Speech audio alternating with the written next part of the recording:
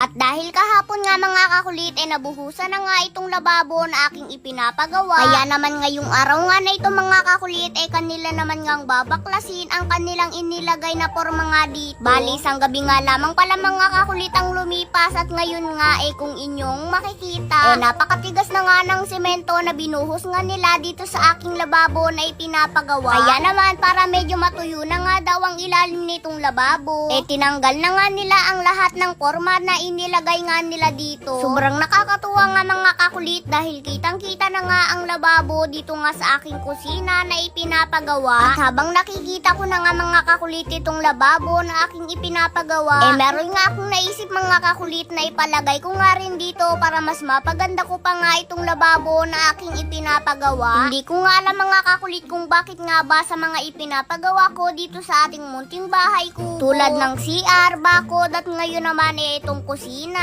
Ang gusto ko talaga mga kakulit ang kalalabasan nga nito napakaganda talaga. Siguro mga kakulit dahil sa sarili na nga rin namin ito. Kaya naman hindi talaga kami nanghihinayang nagastusan ito at mapaganda pa nga ito. Sa totoo nga lamang mga kakulit napakaganda talaga ng plano ko dito sa ating munting bahay kubo. Nauna ko man ipagawa ang CR, bakod at ngayon naman itong kusina. At kaya naman mga kakulit mas nauna ko pa ngang ipagawa ang mga bagay na ito meron pa nga akong mas magandang plano nga para dito. Kumbaga mga kakulit kaya mas inuna ko nga itong mga bagay na ito ito talaga yung pangunahing kailangan sa isang bahay. Lalong-lalo na nga mga kakulit ang CR na talagang pangunahing kailangan sa isang bahay. Sobrang excited na nga kami mga kakulit na matapos na nga itong aking ipinapagawang kusina. At dahil bago na nga itong kusina mga kakulit, kaya naman mukhang mas magiging masarap nga ang aming mga lulutuin dito. Charot! Hindi gayon.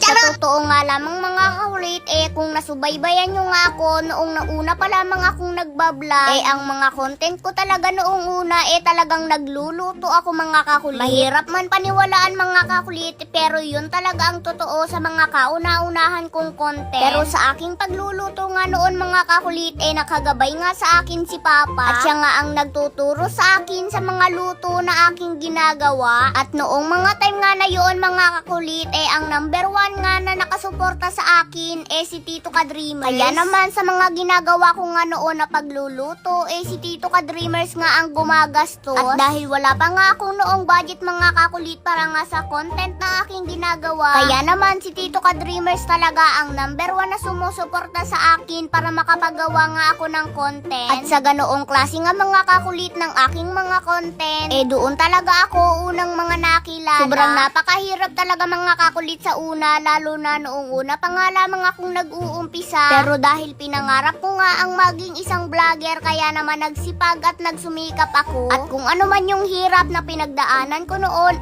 tiniis ko talaga yon para sa pangarap ko. At ngayong naabot ko na nga ito mga kakulit, alam ko nang malayo na pero alam ko din na mas malayo pa ang aking aabutin. Nag-umpisa nga ako sa wala at nag-umpisa din ako sa 0 followers. Lahat naman mga kakulit nag-uumpisa talaga sa wala. Pero kung meron kang ang sipag at tiyaga maaabot mo kung ano nga yung minimithi mo. Pero kung ano man yung naabot ko ngayon mga kakulit dahil din talaga yon sa inyo. Kaya naman sobra talaga akong nagpapasalamat sa inyong lahat mga kakulit. Dahil kung wala nga kayo at kung hindi dahil sa inyo hindi ko nga maaabot kung ano ang meron ako ngayon. At kung ano man ang meron ako ngayon ikaw na lamang ang kulang. Charot! Hindi gayon.